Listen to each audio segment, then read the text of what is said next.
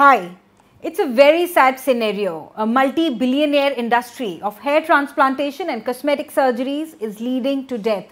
Yes, it has been very sad and it has truly been documented solely in India. We lost in 2016 Santosh, 22-year-old, due to hair transplant in Chennai. 2019, we lost a 43-year-old man in Mumbai.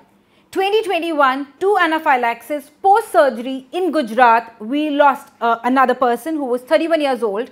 And very recently in 2022, in our capital, in New Delhi, we lost Athar Rashid, who was belonging to media and journalism faculty, only due to hair transplantation.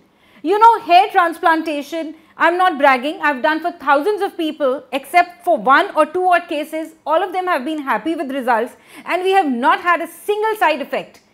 The beauty of hair transplantation and the most important necessity for you as a consumer to know is there has to be a trained dermatologist or a trained plastic surgeon present in the room, present with you all throughout during the surgery. That is the most important basic requirement. If it had happened, we would not have had these deaths documented. Imagine the undocumented deaths which may have happened. I strongly request the Indian government, it's high time, it's a burning science, it's really the need of the hour to bring out strong rules. Hair transplantation should only be done by a dermatologist or a plastic surgeon who are more trained about the skin anatomy, blood vessels, everything there, the nerves there. Very important, the clinic should have a very nice aseptic room with good precautions. It should be completely sterile. There should be a team along with the doctors to help the doctor. It is not solely possible for a single doctor to do more than 1,000 grafts in a single day. It's very important for the consumer to see that all the instruments used are mainly disposable. They are clean.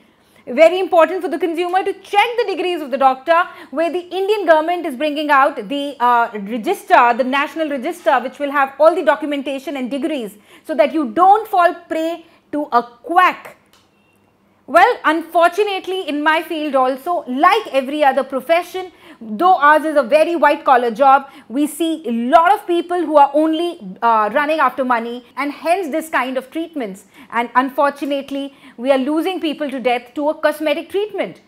Government must ensure that consumers are able to check the degrees. Government must ensure that only such places are able to conduct hair transplantation. The newspaper advertisements, which are in plenty being run by quacks and people who do not have the degrees, they must have a disclaimer.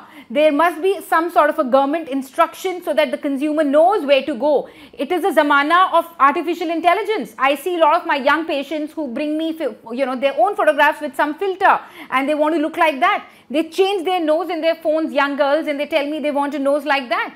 So it's like a world where you can see a lot of pre and post of hair transplant, but you cannot believe. So do not fall prey to such advertisements. Do not believe what you are seeing. Do not think if you are as bald as Anupam Kher, you can actually have a whole grown of hair. That will have to be a wig and not a hair transplantation to give a fantastic result if you're completely bald. That was just for an example.